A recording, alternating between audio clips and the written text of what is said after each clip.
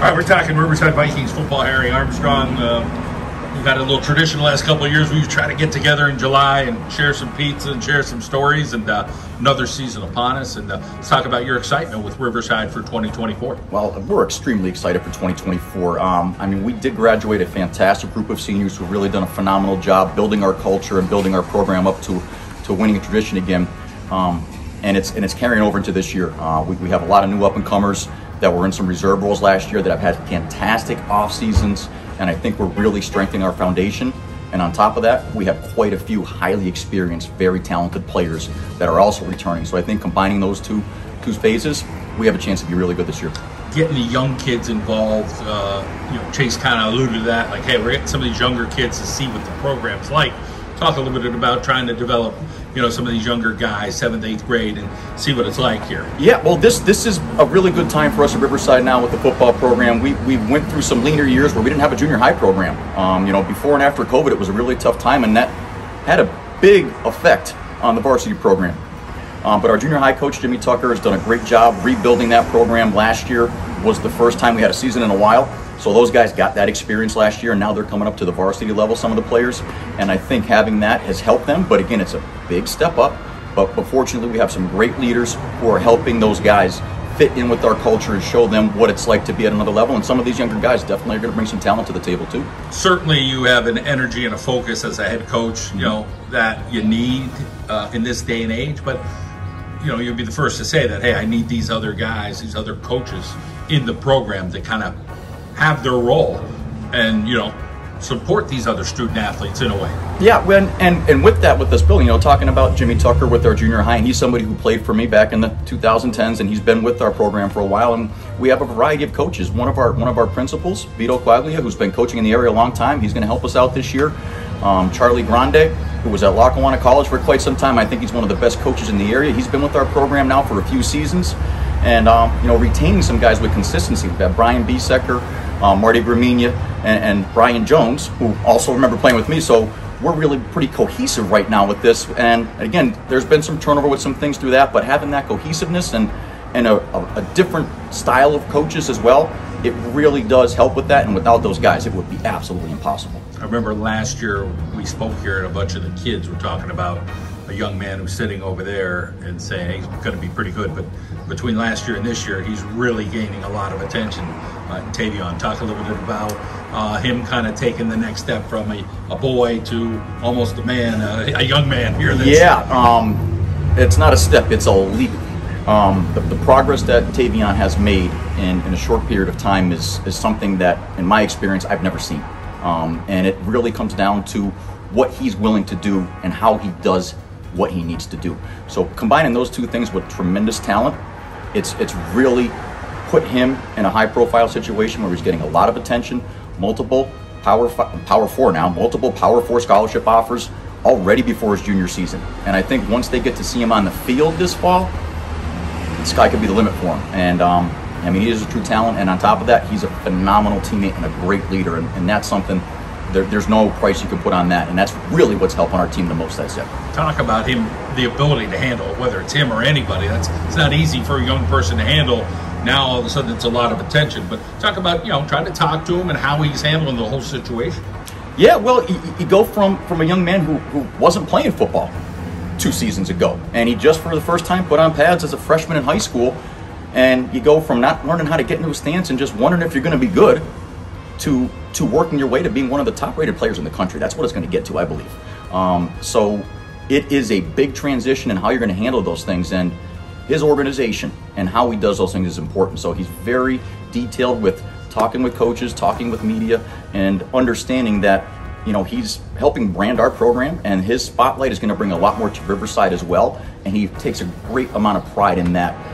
So I think he's really starting to understand how that operates, and he's also got a good group around him with some other people, not necessarily within Riverside, but outside of Riverside, that are helping guide him and mature into these roles. Let's talk about the lines, defense and offensive lines, and working with him and then other guys around him, how that's going to look this year. Yeah, well, we graduated 3 very good starters last year with Ed Snee, who's going on to play at Millersville, Chad Hoskins at Wilkes, and Zach Chillick at Kings. And losing those 3 starters who were both 3-year starters we do have some big shoes to fill there. And some of the guys that are filling in those shoes are fantastic right now. Braden Dupree was in a backup role last year. It looks like he's going to be our starting center this year. And, he played on our defensive line, but he was 190 last year. He's 230 pounds right now, one of our most athletic linemen. And like him and Tavion have been working together the entire offseason. Sanique Connell-Murray, who came into Riverside last year, he moved up into the area from down the Wyoming Valley Conference. He played quite a bit for us last year, and he's planning on having him starting right next to Tavion and defensive side of the ball as well. Now the next part is we have 3 or 4 guys that are really competing for the next 2 spots on our offensive line and our defensive line rotation. But I think there's a strong group there, not a real deep group, but a very strong group. And some of those young players we were talking about, they're in that mix too, that are coming up from the junior high program. So I'm really excited with what we're going to be able to do up front. I think, last year we had a pretty big line. I think we're going to be way bigger this year, and definitely stronger and faster. So that's something 2 years ago I didn't foresee happening, because you don't really know how some guys are going to mature and grow, and some really pleasant surprises in that group. Chase will be a guy you lean on. Let's talk about some of the other guys, skill-wise, that will help give you some opportunities this year at Riverside. Well, definitely. I think Richie Kostoff is I can't say enough of the impact he brings to the game, and all those qualities that we're talking about with leadership, experience, talent, physicality. I mean, he's got to be one of the biggest, strongest, fastest, and toughest players that I've ever been a chance to be a part of. And he plays with so much passion and energy, and he has the skill set to go with it. He's 6'1", 225 pounds right now, and he can line up as a wide receiver. He's probably going to break all the tight end receiving records in the area this year. Both the Duprees, I think he's going to take over those numbers for us, but he's also going to work out of the backfield for us in some fullback and running back situations, and he's returning all-regional linebacker as a junior. So he'll be a 4-year starter for us coming up this year, and we're really counting on him to be a big impact player. Also, J.J. Rogers, he was without a doubt our best tackling defensive back last year, and he really came on strong in his junior season. Right now he's poised to be probably our leading wide receiver as well, so he's going to fill in some of those roles that Reese Gahan did for us in the pass game. So I'm excited what JJ has been developing and the kind of role that he's taken on, and he's doing a really good job there. So I think those 2 guys, with Chase at quarterback, Richie tight end, JJ at receiver. Now we have some guys that were more in reserve roles last year that are coming on strong. So we have competition at running back. Nijay Scott Holt, who's going to be a junior this year.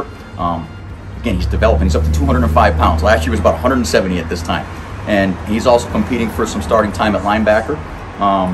Quinn Puchalowski will be a 3-year player for us at linebacker. He was our leading tackler last year.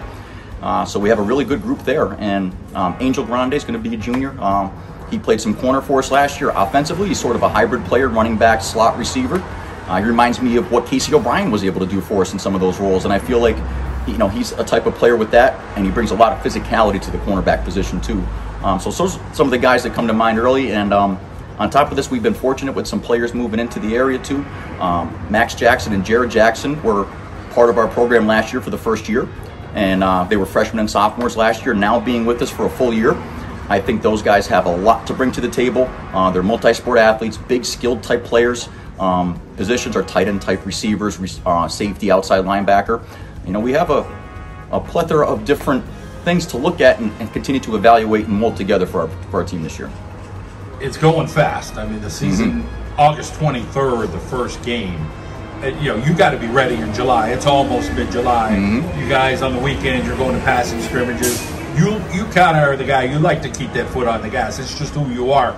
Talk about, you feel like you guys are a little ahead of the game, or right where you want to be right now in July? Well, we're never where we want to be. I feel like we can always be doing a little bit more for sure, but where we're at in July right now with the group of experienced players we have coming back, I feel like we're ahead of where we were last year at this time. Excuse me. So, and definitely want to keep the foot on the gas. Staying consistent with our work ethic and staying consistent with our schedule is important. We build in enough recovery time and enough break time, but we're not giving weeks off. We're not giving months off. Some programs just say, June, take it off, guys. The amount of work and progress that we did in June and came together as a team, it was fantastic. It's fantastic. And in July, too, our morning workouts are on. We're going to a team camp. Next week, we go to East Stroudsburg University for a 3-day camp with the entire team. Last year was the first time we did that, and that was a great bonding experience, too. It really brings the guys together and helps some of the newer players feel more a part of the program. And those things go way beyond just, hey, how are you going to perform on Friday nights? But let's build this culture. Let's see guys come together and, grow together. All right, Harry, always great to hear from you. It's a pleasure, and all the best this season. All right. Thank you, John.